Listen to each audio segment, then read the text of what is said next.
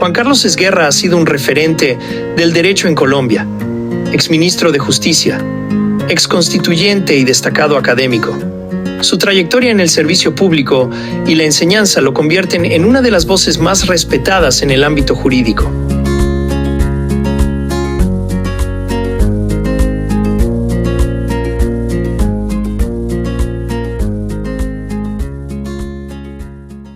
Bueno, el día de hoy tenemos a un invitado muy importante. Él se llama Juan Carlos Esguerra, es abogado desde hace muchísimo tiempo, ha estado en diversos sectores y hoy desde la universidad queremos reconocerle su labor. Juan Carlos, buenas tardes. Muy buenas tardes, ¿cómo está? Bien, bien. Juan Carlos, quiero que primero nos cuentes cómo inició su gusto por el derecho.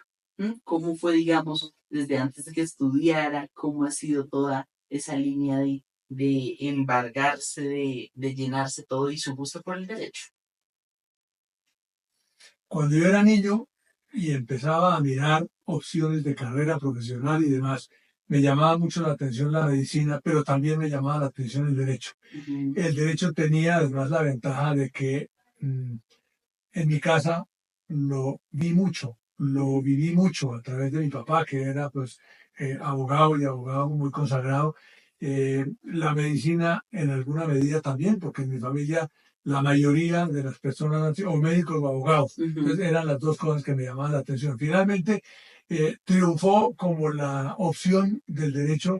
Me metí a la carrera con las inquietudes con las que uno siempre se mete, porque uno al principio duda si sería esto, no sería esto, pero el día en que presenté el primer parcial de introducción al derecho y luego se hizo la evaluación en clase de lo que había sido ese parcial, llegué a la conclusión de que definitivamente eso era lo mío. Conclusión que sigo teniendo hoy día, pasados uno que otro más de 50 años, de que eso hubiera ocurrido. ¿Qué fue, digamos, y algo muy interesante? No sé si tiene alguna anécdota durante su estancia en la universidad, si usted tenía, digamos, para ese momento algún referente, un profesor suyo que le gustara y que lo hubiera, digamos, llevado a desarrollarse, que ya ahorita vamos allá, a las especializaciones que usted tiene, pero digamos, ¿tuvo algún marco de referencia de decir, me gusta mucho la labor que este docente que tuve realiza? A lo largo de mi carrera tuve maravillosos profesores, sin lugar a la menor duda, de distintas asignaturas, no solo pertenecían a un área o a la otra. Si alguien me preguntara cuál fue el mejor profesor que usted tuvo durante la carrera, yo no dudaría en contestar, fue Bernardo Gaitán Maecha, que era mi maestro de Derecho Penal. Profesor en la Universidad Javeriana, abogado javeriano, también profesor en la Universidad del Rosario, un maestro de juventudes, un tipo absolutamente fuera de serie. Pero tuve muchos más que fueron... Ayudaron a la construcción. Sin duda, y han sido ejemplo de vida para mí, han sido por unas razones o por otras, por razón de la ética profesional que siempre observaron y que siempre les vi, por razón de los conocimientos que mostraron, por razón de de la forma que tenían para enseñar la materia que enseñaban, por razón de la pasión que lograban despertar en nosotros los estudiantes, de manera que podría mencionarle un número plural de profesores que fueron definitivos en mi formación. Y en ese sentido quiero que nos diga ahora, digamos, lo antagonista, ¿cuál cree que fue, digamos, el momento, digamos, más retador que pudo llevar a cabo en la preparación de su carrera? ¿Durante la carrera? Durante la carrera. Varios, porque había materias que a uno no le gustaban del todo, porque además de haber escogido la carrera de Derecho, escogí, cosa que se podía hacer entonces simultáneamente, una especialización en ciencias socioeconómicas. Hice la especialización en ciencias socioeconómicas, que eran 4 de los 5 años de la carrera con cursos adicionales. Si, por ejemplo, mis compañeros que estaban en Derecho tenían clase de 7 a 12 y 2 días de 6 a 8 de la noche, nosotros teníamos clase de 7 a 1 todos los días, teníamos clase de 6 a 8 prácticamente todos los días y teníamos clase los sábados por la mañana. Es decir, era más intenso y más exigente el programa, pero siempre pensé que era muy importante complementar los temas jurídicos, la formación profesional en materia jurídica con los temas económicos. Y entonces eso implicaba un reto que hacía una adicional. buena Sí, armonía eso. implicaba un reto adicional, claro que implicaba un reto adicional. Implicaba aburriciones porque en socioeconomía había, tengo que decirlo con todo respeto, había algunas materias que eran aburridosísimas.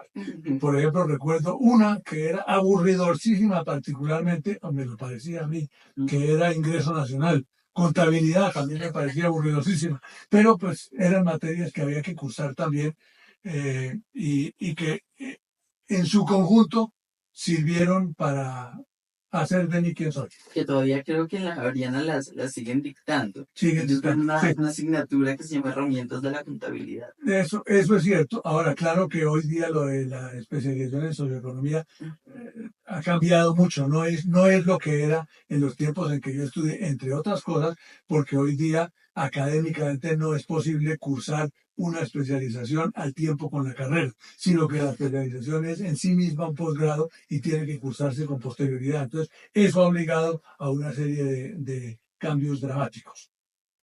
Siguiendo, digamos, en esa línea de estudio, no sé si a usted durante la carrera le llegó a apasionar mucho el tema de lo constitucional. Y se lo pregunto porque usted fue constituyente de la Constitución del 91. Quiero que nos cuente cómo fue eso, cómo fue, digamos, todo ese proceso, la inmersión a un proceso que se enfrentaba a Colombia, ya que casi eso nunca se...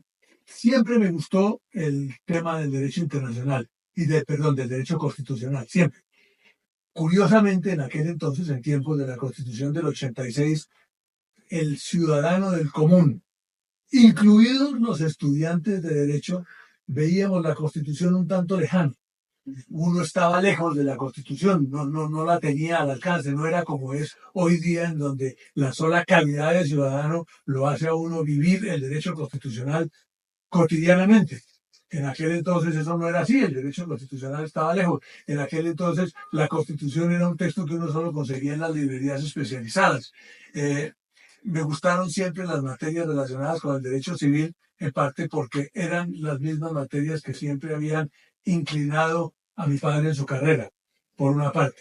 Pero luego, cuando entré a cuarto año de derecho, tuve la oportunidad de conseguir un trabajo en la Fiscalía del Consejo de Estado, que era una agencia del Ministerio Público ante el Consejo de Estado, y ahí me fui metiendo en el derecho administrativo, sobre todo en la parte de contratación estatal y de responsabilidad patrimonial del Estado. Y me enamoré perdidamente de las dos cosas. Entonces me fui volviendo administrativista, fui inclinándome por el derecho administrativo, escribí mi tesis sobre ese particular.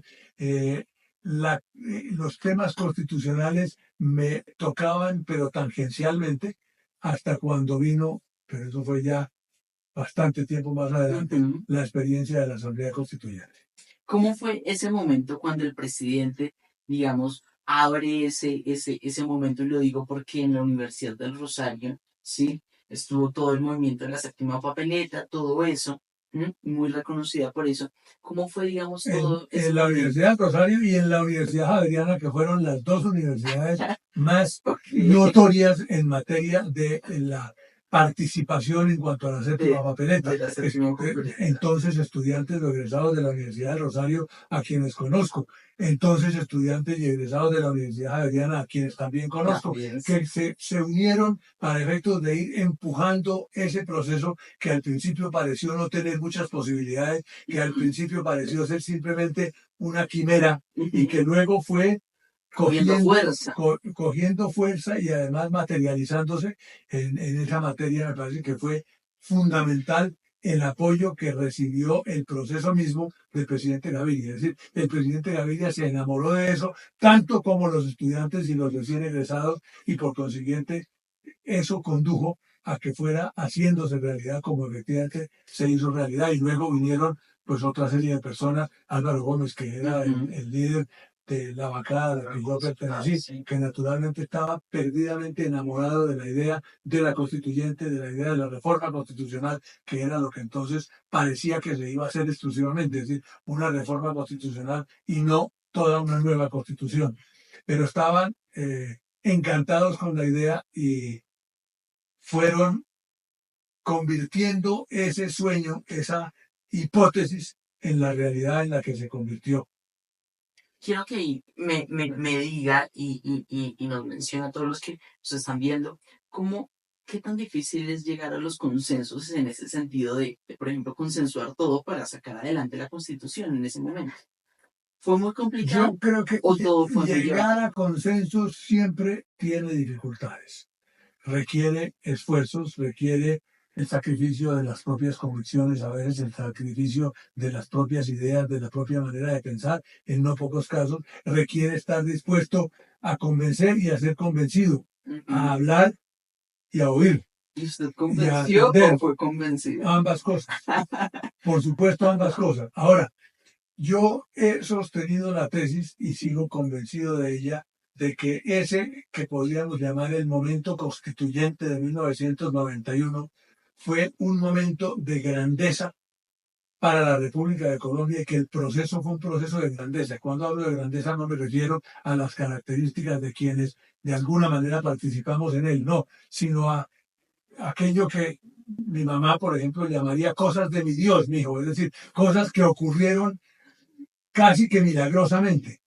Hubo un espíritu que llegó a la Asamblea Constituyente, que logró prevalecer en ella y que logró conseguir que a partir de las diferencias, a partir de lo que uno diría que eran rasgos de difícil armonización, surgieran los consensos que surgieron. Yo recuerdo que el primer día que nos reunimos en la Asamblea el 5 de febrero de 1991, en un momento determinado yo, parado, miré a mi alrededor a lo que era la escena de la Asamblea Constituyente, las caras que había en la Asamblea Constituyente, y mi impresión fue la de que de aquí no iba a salir nada. Yo dije, somos demasiado distintos, con demasiados intereses, con demasiadas ideas, con demasiadas aspiraciones disímiles y no va a salir nada. Y lo cierto es que con el transcurso del tiempo fueron surgiendo las ideas comunes, las aceptaciones de las cosas. Creo que la decisión que se tomó de integrar una presidencia con 3 personas que provenían de partidos políticos distintísimos, de bancadas distintísimas, fue definitiva, porque esa presidencia tripartita hizo que la Asamblea no perteneciera a nadie en particular, que a diferencia de lo que habían sido los cuerpos constituyentes a lo largo de la historia, que salvo el de 1910 todos eran o azules o rojos o de algún color determinado, en el caso de la de 1991 nadie pudiera decir, ni siquiera el propio gobierno, que esa era su asamblea. Era una asamblea compuesta por colombianos de las más distintas procedencias, de las más distintas ideologías, de las más distintas convicciones, de las más distintas historias de vida. Pero digamos ahí, ¿cree que digamos fue una constitución que se inclinó mucho más al progresismo? O sea, sin duda. Fue una constitución mucho más progresista, mucho más laxa. Sin duda. Más progresista, sí, más adecuada a los tiempos, menos, digamos, reaccionaria que la Constitución del 86, que lo era en cierta medida por razón de su propia historia, y de quién provenía, de dónde provenía, de cuándo provenía. En el caso del 91 se vivía en otros tiempos, había otras ideas, había una mucho mayor apertura. Y además coincidió con una apertura intelectual. Éramos tan distintos unos de otros. Había tantas ideas dentro de la Asamblea, tantas propuestas, tantos proyectos. Se oyó al país porque se recogieron, la gente no lo recuerda, se recogieron en las mesas que se organizaron en prácticamente todos los municipios del país. Se le dijo a la gente, al ciudadano del común, diga usted qué quiere, proponga usted lo que quisiera.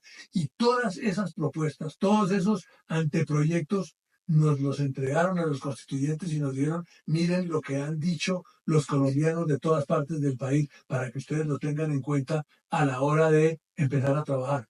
Y luego vinieron nuestros propios proyectos, los proyectos de nuestros vecinos, de nuestros antagonistas, de quienes estaban en nuestra misma bancada, de quienes estaban en la otra, y fue surgiendo una idea, un espíritu que fomentó el consenso. Cuando había, por ejemplo, diferencias dramáticas respecto de un mismo tema entre unas propuestas y otras, los presidentes lo que hacían era crear comisiones accidentales integradas por partidarios del blanco y partidarios del negro y algunos partidarios del gris, y les decía, busquen ustedes ponerse de acuerdo sobre una fórmula en relación con este tema. Ello condujo a que sobre casi todo las decisiones fueran consensuadas y sobre muy pocas cosas las decisiones fueran tomadas a voto limpio. Es decir, sobre la base de decir, nada, que nos vamos a enfrentar puesto que no nos pudimos poner de acuerdo unos contra otros. Eso en la gran mayoría de los temas se dio porque surgió el consenso de fórmulas que logramos acordar los partidarios del blanco y los partidarios del negro en relación con los distintos temas. Además, un espíritu que también forma parte de esa gran sensación de grandeza de que yo le hablo, un espíritu de apertura intelectual y de apertura espiritual que percibía uno en todos los miembros de la constituyente. Y ahí, sí. Ahorita continúa, pero ¿cuál cree que fue el mayor logro de esa constitución que trajo, digamos, a Colombia? Que usted pueda destacar y decir, en esto, no sé, nos pusimos de acuerdo y sacamos adelante una nueva realidad constitucional, un sentimiento constitucional que quedó plasmado en la propia Constitución, que refleja el querer de los colombianos. La Constitución somos nosotros mismos. Mire usted lo que ocurrió, no bien aprobada el 4 de julio de 1991, uno percibía que el país había recibido con complacencia y con agrado lo que decía la Constitución.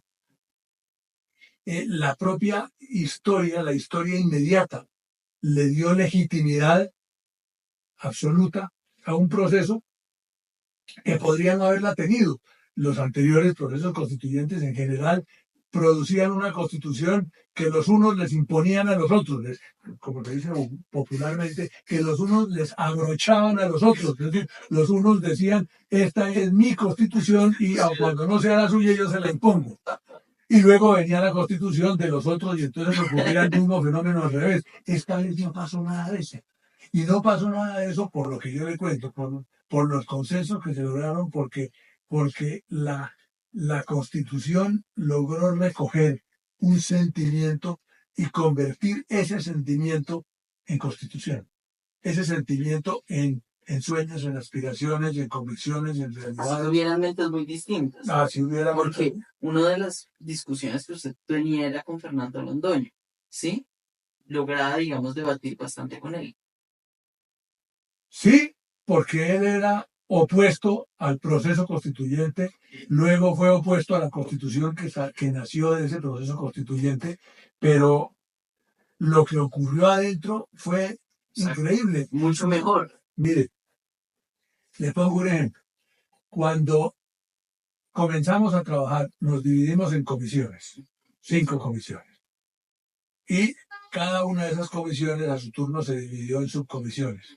En la subcomisión en la que yo quedé, que era la subcomisión tercera de la comisión primera tenía a su cargo el preámbulo, los principios fundamentales, la carta de derechos, la carta de deberes y el conjunto de... El abrebocas. Y el conjunto de instrumentos de protección de los derechos, es decir, la parte nuclear de la parte dogmática de la Constitución. Ahí es donde está el alma de la Constitución. Bueno, quedé en un grupo en el que éramos 3 constituyentes en esa subcomisión tercera. Esos 3 constituyentes éramos uno que venía a ser rector de una universidad en Pereira, otro que venía a ser comandante guerrillero en Urabá, y yo. Entonces, uno al principio pues decía, ¿cómo hacemos? Tal vez yo me puedo poner de acuerdo con el rector de la universidad, pero con el guerrillero, ¿cómo? Claro. ¿Dónde vamos a encontrar ideas comunes y planteamientos comunes? Y ocurrió una cosa maravillosa. En un momento determinado, cuando estábamos al comienzo de las sesiones, él trajo de visita de Antioquia, que era su terruño, trajo a su señora y a 2 hijas chiquitas, me parece recordar. Chiquitas, debían tener, no sé, 8, 6 años o cosa por el estilo. Y nos las presentó. Y entonces, luego de que habíamos hablado de nosotros mismos y de la historia de vida de cada uno de nosotros, que eran distintísimas las historias de vida, cuando empezamos a hablar de los hijos, empezamos a encontrar temas comunes. Porque empezamos a conversar de aquellos sueños que cada uno de nosotros tenía para el país, de los hijos que teníamos. Los de él eran más o menos de la misma edad de los míos. Okay. Entonces descubrimos que lo que él soñaba para sus hijas era más o menos lo mismo que yo soñaba para los míos. Y que a partir de ahí empieza uno a construir esas ideas y esos consensos. Entonces, por supuesto, si uno dice, pues usted es exguerrillero y yo soy abogado, pues entonces tenemos que darnos las muelas porque esto Una misma casa. no se puede arreglar. Resulta que cuando uno lo mira de esa forma, el resultado es muy distinto. Es apasionante. Es lindo. Empieza uno a mirar con ojos de grandeza las cosas.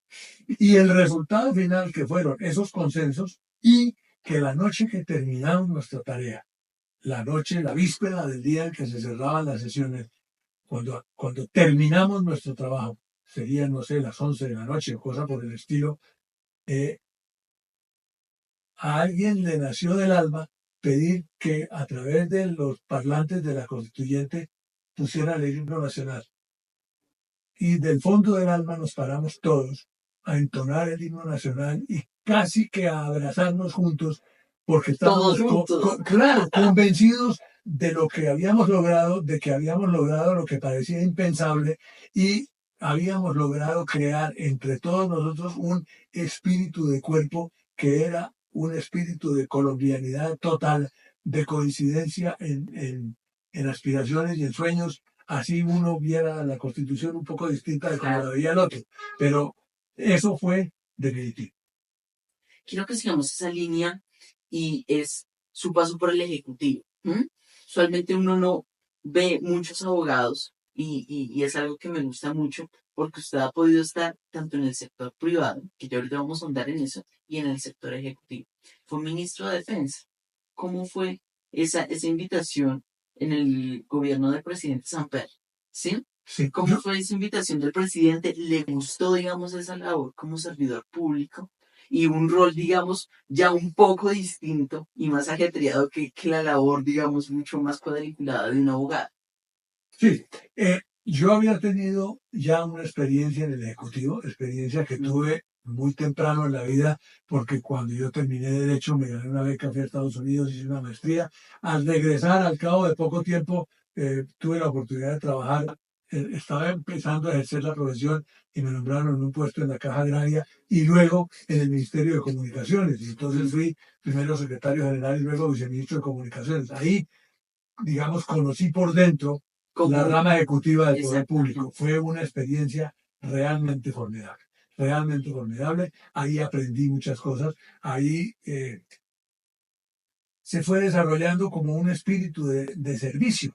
Yo siempre había creído que lo mío era solo el ejercicio de la profesión, iba a ser solo el ejercicio de la profesión, y otra aspiración que yo tenía y he tenido siempre, que era la de la cátedra universitaria. Que ha sido otra cosa a la que me he dedicado toda mi vida. Vamos a hablar ahorita de eso. Sí. Cuando estuve ahí en el Ministerio de Comunicaciones, gente que me rodeaba me decía, uy, usted va a terminar dedicado a la política. Y yo decía, no, yo no voy a terminar dedicado a la política. Lo que a mí me gusta es el ejercicio de la profesión de abogado y la cátedra universitaria. Y en efecto, cuando se terminó la experiencia en el Ministerio de Comunicaciones, yo salí y no aspiré a otro cargo público, sino a la cátedra universitaria y al ejercicio de la profesión, que fue lo que hice. Hasta cuando vino lo de la Constituyente, una propuesta que me hizo un día Álvaro Gómez Hurtado, propuesta que efectivamente me sorprendió, pero me sorprendió gratísimamente porque era una oportunidad absolutamente maravillosa en la vida. Es decir, lo que soñaría uno como abogado, que es poder participar en el proceso de elaboración de la Constitución de su país. Es decir, más lindo que eso, yo no concibo nada. Pero bueno, Terminada la constituyente, la gente me dijo, ahora sí te vas a dedicar a la política, eso no tiene la menor duda. Y yo dije, no, yo quiero seguir en la volver al cátedra. ejercicio profesional y a la cátedra, y así ocurrió. Pero luego, unos años después, unos 4 o 5 años después, vino la propuesta del presidente Samper de que aceptara el Ministerio de Defensa. Nada menor, es una cartera muy importante. Es cierto, ciertamente, una cartera muy importante, muy linda, con unas tareas a su cargo de enorme trascendencia, de enorme complejidad, muy satisfactorias, que le permiten a uno conocer su país y conocer a los colombianos, es decir, meterse uno en el barro de la vida de los colombianos, aquí y allá y más allá, en los sitios más impensados del mundo. ¿Y cómo fue ese momento que sintió cuando lo llamaron y entró, no sé, al Ministerio de Defensa? Se vio, digamos, diciendo, esto ya, digamos, es un poco ajeno a mi profesión, ¿sí? Sí, pero al mismo tiempo, no, porque uno también pensaba que uno podía poner su profesión al servicio de la causa del Ministerio de Defensa, como antes la había puesto al servicio de la causa de la Asamblea Nacional Constituyente. Es decir, esta profesión tiene, además de lindo, que es una profesión de una amplitud enorme, de una amplitud casi universal. Sirve para muchísimas cosas, lo coloca a uno en el centro de muchísimos mundos, lo acerca a uno no solamente a las leyes, lo acerca a uno también a la filosofía, lo acerca a la religión, lo acerca a la economía, lo acerca absolutamente a todo. Y entonces, en el caso del Ministerio de Defensa, había acontecimientos, había partes de la vida nacional y de la vida de los colombianos que resultaban cercanas a lo que yo había aprendido y a lo que yo sabía, y en donde yo pensaba que podía poner un grano de arena. Había la lucha contra la delincuencia común, por supuesto, la lucha contra la guerrilla, por supuesto, la lucha contra el narcotráfico. ¿Fue difícil, digamos, afrontar eso? Dificilísimo. Dificilísimo, pero al mismo tiempo retador, al mismo tiempo grande, al mismo tiempo atractivo.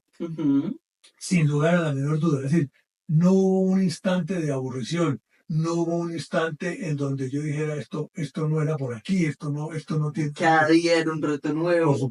Por supuesto. Cada día era un reto nuevo y cada día sentía uno que había algo que podía hacerse.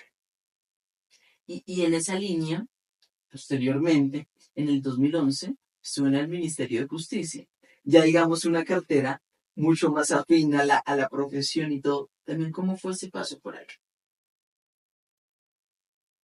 Interesante, sin duda, muy interesante. Menos distinto, como usted dice, que el paso por el Ministerio de Defensa. Claro, es decir, se parece más a aquello a lo que uno normalmente está acostumbrado, aun cuando también tiene unos ribetes y unas complejidades sumamente difíciles. El tema carcelario, por ejemplo. El tema de la dirección de estupefacientes. No era muy distinto de lo que había sido en el caso del Ministerio de Defensa. Y ahí cree que, digamos, es muy difícil, por ejemplo, usted que es un hombre de la academia, ¿sí? Que al enfrentarse, digamos, como tal a la práctica como tal del Ministerio de Defensa, ¿había mucha diferencia? O decía prácticamente algo que yo le enseño a mis estudiantes, eso lo puedo aportar aquí en el Ministerio de Justicia. Así es. Nunca pensé que ¿esto para qué? ¿Esto para dónde? ¿Qué estoy haciendo yo aquí? ¿Qué puedo hacer yo aquí? No, siempre aparecía algo interesante, llamativo, retador, en donde uno, le repito, sentía que podía dar de sí. Quiero que ahora nos devolvamos un poquito, nos cuente cómo ha sido, digamos, toda su carrera como profesor de la Universidad Javeriana. ¿Sí? Ese sí era un sueño que yo tuve desde cuando estaba estudiando. Usted ama la Universidad Javeriana. Eso me parece fantástico. A ver, amo la Universidad Javeriana sin lugar a la menor duda, pero tendría que comenzar por decirle amo la universidad. La academia. La academia. me llamó la atención desde cuando yo estaba estudiante. De estudiante me gustaba intervenir, me gustaba opinar, me gustaba discutir, me gustaban las sesiones de estudio en grupo, todo lo cual tiene mucho que ver con la academia. Además, era hijo de quien había sido profesor en la Universidad Javeriana, en la Universidad del Rosario y en la Universidad Libre.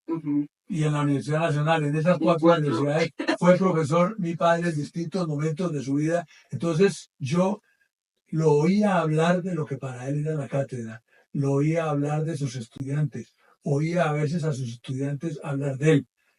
Y me parecía llamativo a morir, me parecía apasionante la idea de la cátedra. Quería que fuera, por supuesto, en el área del derecho público, que era a lo que ya me había dedicado, en lo que ya me había metido. Lo fui primero en derecho administrativo, después lo fui en derecho constitucional, dicté unos cursos de derecho económico y comencé por la Universidad Javeriana, que era mi casa, que fue en donde primero me ofrecieron una cátedra, recién llegado yo de regreso de mi maestría en los Estados Unidos. Pero al cabo de poco tiempo, al año siguiente de estar dictando clase en la Universidad Javeriana, el doctor Vidal Perdomo estaba de decano de Derecho de la Universidad de los Andes y me propuso que fuera a dictar un curso de Derecho Económico en la Universidad de los Andes. Y lo hice. Y un par de años más tarde me ofrecieron ser profesor en la Universidad del Rosario y fui profesor en dos oportunidades, es decir, en dos momentos distintos de la vida en la Universidad del Rosario. Y luego también di clases en la Universidad Santo Tomás y fui profesor en la Universidad Militar. ¿Sí? Un apasionado de la academia. Absolutamente. Y Digamos, lo cierto es que el año pasado cumplí 50 años de haber dictado mi primera clase en la o universidad. sea, que es un hito. O sea, a mí muchos me decían, el doctor Esguerra es un profesor emblemático de la Universidad Javeriana. O sea, lo recuerdan, digamos, en ese sentido con mucho aprecio, con mucho Por viejo. ¿Le gusta, digamos, ese papel de que a través de sus conocimientos que ha adquirido en la vida, usted, digamos, transmitírselos a las nuevas generaciones de abogados que están Me saliendo? encanta. Me encanta porque me encanta cambiar ideas con la gente, porque me encanta oír a la gente, porque me encanta oír sus preguntas, sus inquietudes, sus interrogantes, incluso sus críticas. ¿Cree ahí, y para que me responda, que cambia mucho esta nueva generación de abogados que está saliendo hoy día a su generación, digamos, que ya viene y ha cambiado, digamos, un poco la forma como uno ve la vida? Me parece que eran más participativos los estudiantes antes que hoy. Ajá. Me parece que los de hoy son un tris más pasivos Ujú. en ciertas cosas, un tris más pragmáticos, menos... en la época primera de mis clases, el mundo vivía una época un poquito más romántica, digamos. La de ahora es una época que yo llamaría más clásica, menos romántica. Y eso se refleja en el modo de ser, de actuar, de pensar Claro. y en las relaciones que hay, por supuesto, entre los profesores y los estudiantes. ¿Qué cree que las generaciones nuevas de abogados no deberían perder de esas generaciones antiguas? Que, digamos, muchos abogados me han dicho que, por ejemplo, que antes, no sé, digamos, no sé, en temas de la lectura, antes, digamos, los abogados tenían que, para buscar algo, irse hasta la biblioteca, buscar en libros, libros, libros. Hoy, digamos, todo es mucho más fácil cogiendo algo y buscándolo en Internet. Es cierto, me parece que en esa materia sí sería bueno seguir el ejemplo. Me parece que es clave, por ejemplo, la participación de los estudiantes en los temas universitarios. Que el estudiante no sea simplemente un sujeto pasivo de un monólogo, sino que sea un sujeto activo de un diálogo. Una cátedra debe ser, en la medida de lo posible, un diálogo, un intercambio de opiniones, de inquietudes, de conocimientos entre el uno y los otros, desde luego. Eso me parece que el Internet lo ha afectado mucho. Las redes sociales, ni hablar. Y, por supuesto, el celular y ese yo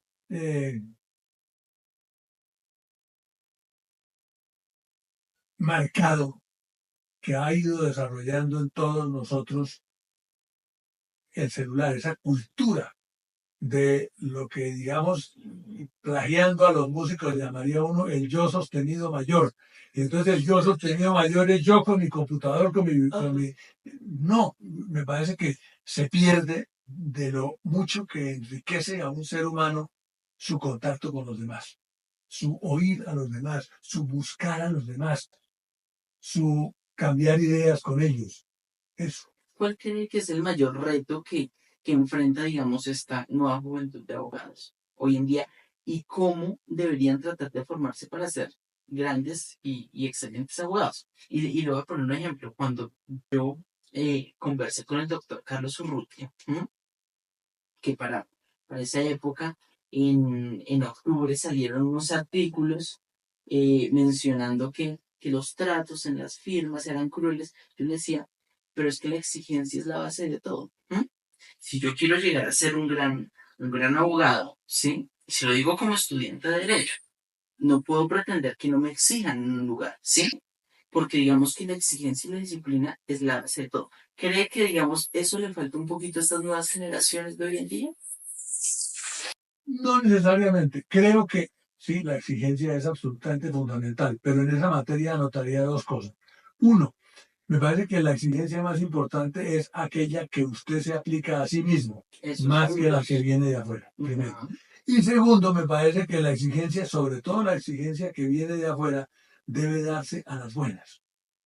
Entonces, no exigiendo, claro, no exigiendo a golpes, digámoslo así, sino exigiendo por las buenas, exigiendo a partir de la convicción. Yo estoy convencido de que el mundo de hoy es un mundo en el cual tenemos que superar la intolerancia, tenemos que superar el exceso de polarización, lo que no quiere decir que tengamos que aspirar a estar todos de acuerdo respecto de todo, porque qué aburrición un mundo en el que todos estamos de acuerdo respecto de todo, pero sí un mundo en el cual todos estamos dispuestos a oírnos, estamos dispuestos a admitir que pueda haber razón en el otro respecto de ciertas cosas, que no haya solamente mis convicciones, mi ideología y mis impresiones y lo demás, como dice la ranchera, me sale sobrando.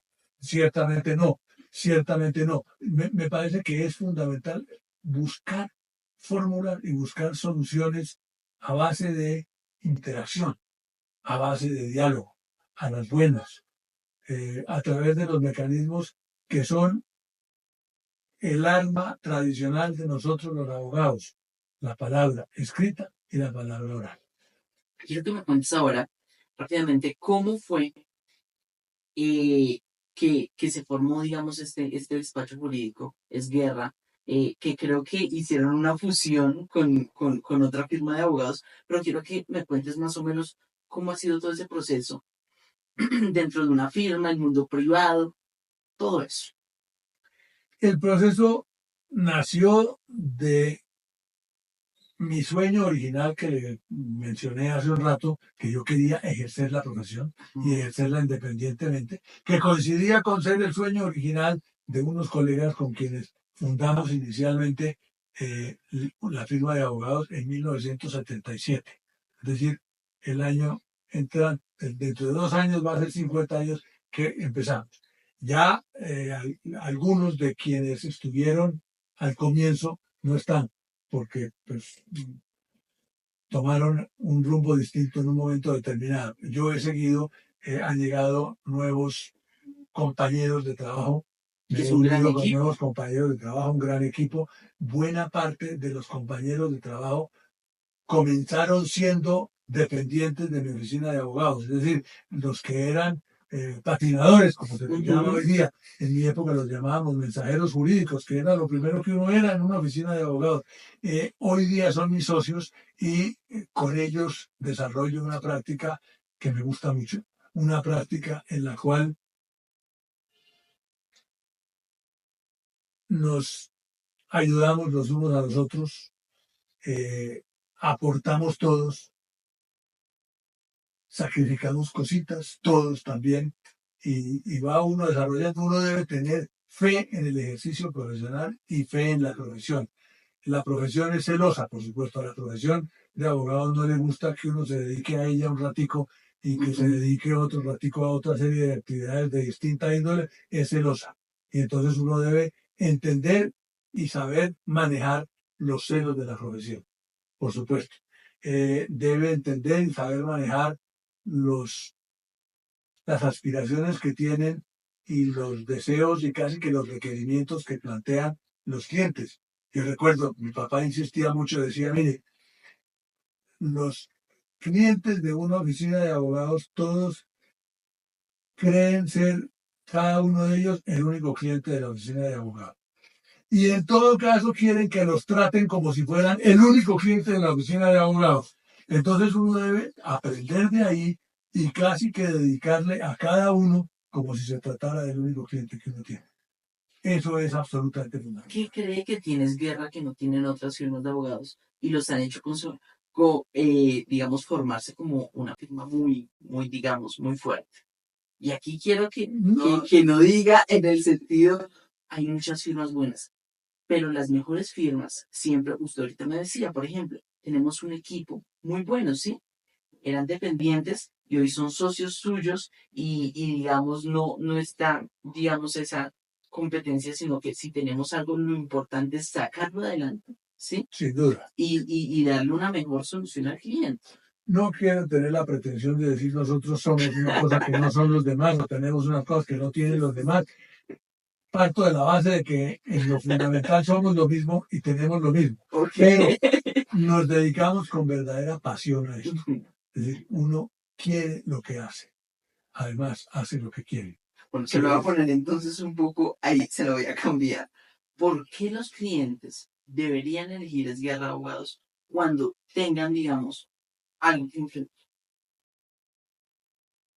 Porque yo supongo que aspiran a que uno les dedique lo mejor de uno, les dedique tiempo, les dedique esfuerzo, les dedique estudio, les dedique investigación, les dedique buen espíritu, les dedique una relación amable y respetuosa en donde uno les diga las cosas que han hecho bien y también les sepa decir amablemente las cosas que han hecho mal, las cosas que no están funcionando como debería ser. Eso de que el cliente siempre tiene la razón no es cierto. Entonces uno debe convencer al cliente de que no siempre tiene la razón, de que hay distintas maneras de mirar las cosas, pero por supuesto, cuando está uno convencido de que hay aspectos en los cuales tiene la razón, tiene que acompañarlo hasta las últimas consecuencias en la búsqueda de hacer prevalecer esa razón. Y ahí le quiero decir, ¿viene algo nuevo para el despacho como una empresa? O sea, digamos, tienen, digamos, algunas metas, objetivos. Sí queremos ampliar en lo posible para efectos de enriquecerlas todas las áreas en las cuales prestamos nuestros servicios. Usted me preguntaba por una reciente alianza que establecimos y tenemos establecida una alianza que va por muy buen camino con una firma de abogados que se dedica principalmente a los temas de carácter tributario. Okay. Entonces, eso ha servido de enorme complemento para lo nuestro y lo nuestro de enorme complemento para lo de ellos, y cada uno aprende de lo del otro, trabaja conjuntamente. Eso es lo más importante, trabajar conjunto y yo darte lo que sé, tú me das lo que sé y aquí armamos un... Exacto, y ponemos al servicio del cliente una área de tareas que le sean tan útiles como sea posible. Y además somos parte de una alianza internacional, de una red de oficinas de abogados en la que hay una oficina en España, una oficina en Brasil, una en México, una en Argentina, una en Perú, una en Ecuador, etcétera, etcétera, en Centroamérica. Y por consiguiente, cuando hay cosas que involucran más de un país, que involucran más de una manera de ver las cosas, inclusive de un sistema jurídico, podemos responder a esas necesidades. Uno debe tener la mente abierta a otras cosas. No puede ver la especialidad y las especializaciones como a veces se las ven, como los caballos los antiguos caballos de las antiguas zorras, que eran caballos a los cuales les tapaban el lateral de los ojos para que solamente vieran en una dirección. No, yo creo por el contrario que a uno le tienen que quitar eso y darle la oportunidad de mirar en todas las direcciones, lo que no quiere decir que no deba dedicarse de preferencia a algunas cosas, pero algunas cosas aprovechando el beneficio que para ellas pueden significar otras cosas distintas. Lo que para bien ver hacia adelante significa ver también hacia los lados. Eso. Juan Carlos, y esto te lo pregunto, ¿cómo logras equilibrar ya, digamos, desmarcándonos un poquito, la vida personal con la vida profesional? O sea, generando, digamos, ese equilibrio. Digamos, ya todo no puede ser trabajo. ¿Qué te gusta hacer en tus tiempos libres? Yo, por ejemplo, te digo, yo todas las semanas, ¿sí? Voy a jugar golf con mis amigos. Es algo que nos gusta a nosotros, desmarcándonos, digamos, también un poquito de todo lo académico y profesional. La vida no puede ser solo la profesión y la vida no puede ser solo las actividades profesionales. Por mis razones, porque de nuevo eso lo va encerrando a uno y eso no es bueno. Además, hay que dar la oportunidad para que el alma y el cuerpo también vayan acompasados con el intelecto y con las actividades intelectuales. Yo entonces soy trotador y tengo hobbies, el hobby de la lectura, por ejemplo, que he practicado a lo largo de toda mi vida, me encanta. El del trote le dedico tiempo. En los últimos ha habido algunas dificultades por razón de problemas de salud que he tenido que enfrentar, pero ahí voy. Y para mí el trote es una maravilla, porque no solamente despejarse un poquito de... porque no solo es bueno para el cuerpo, sino que también es bueno para el alma. Trotando uno empieza a encontrar soluciones para los problemas que tiene. Trotando hasta se le achican a uno los sobregiros, es decir, es algo que le abre a uno la mente con todo lo que de bueno tiene estar con la mente abierta. ¿Cómo te ves? Y la lectura también, la lectura de historia, la lectura de buena literatura. Por supuesto, la lectura de las cosas jurídicas en las que tiene uno que estar permanentemente actualizado. Pero digamos, uno siempre tiene, digamos, ahí hacer como un disclaimer de algo que un autor que no tenga que ver nada con el derecho. Por supuesto. Por ejemplo, a mí me gusta Stephen King y yo en mi tiempo libre no me voy a leer, digamos, un mamotreto así de derecho tributario, ¿sí? Digamos, saco eso y leo a Stephen King que me gustan todos el género del terror. ¿Hay algún autor que le guste, un género que le guste, que sea distinto, digamos, a esto? La historia, sin duda. Ajá. Siempre me ha apasionado la historia. Soy hincha de no pocos historiadores. Okay. La literatura, la buena literatura me encanta. Me encanta. La literatura española, por ejemplo, del siglo de oro, me parece una cosa del otro mundo. Pero también me encanta García Márquez. Okay. Me fascina.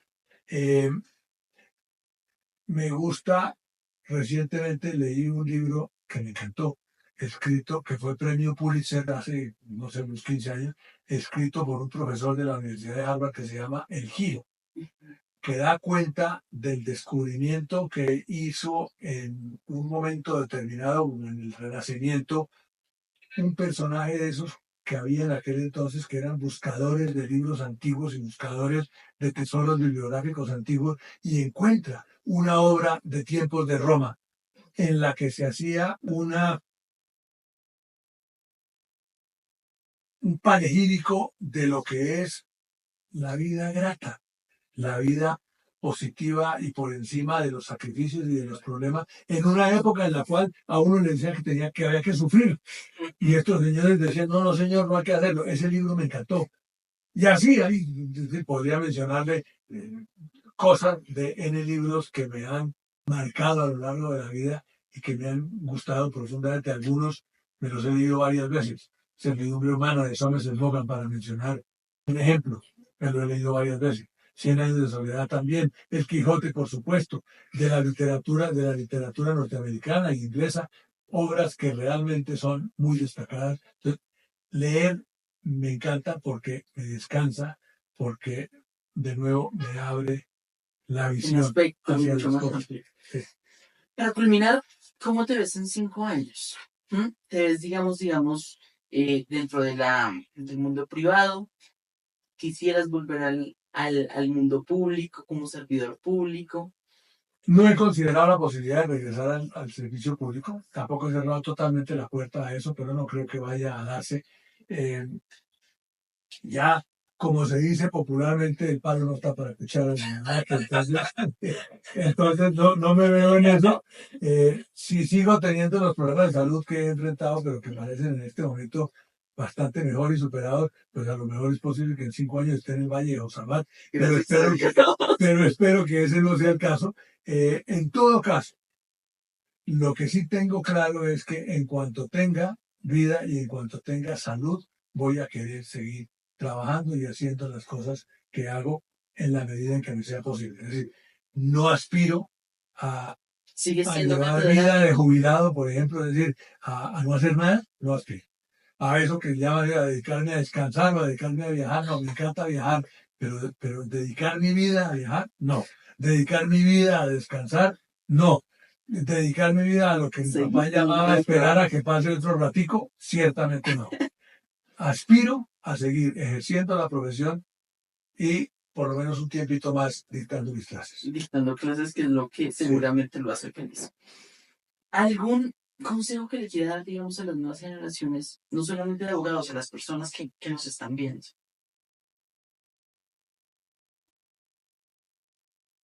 Difícil, pero en principio yo diría que hagan lo que quieren, que amen lo que hacen y que les den rienda suelta a sus sueños y a su imaginación. Uno debe soñar, debe imaginar cosas y debe hacer esfuerzos enormes por conseguir que esos sueños y eso que uno imagina se van haciendo realidad, sin lugar a la menor duda. ¿Tendrá uno éxitos? Sí. Tendrá también algunos fracasos, por supuesto. Cometerá errores, no cabe la menor duda. Pero no por eso debe uno dejar de perseverar y de hacer aquello en lo que cree.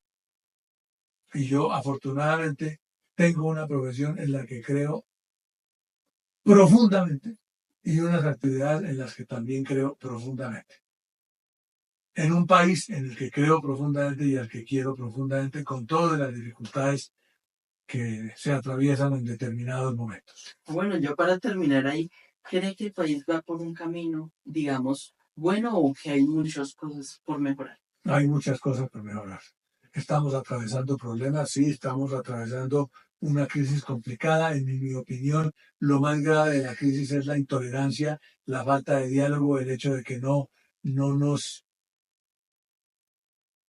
respetamos en debida forma los unos a los otros, queremos imponernos los unos a los otros, a imponer nuestra visión y nuestra forma de ver las cosas.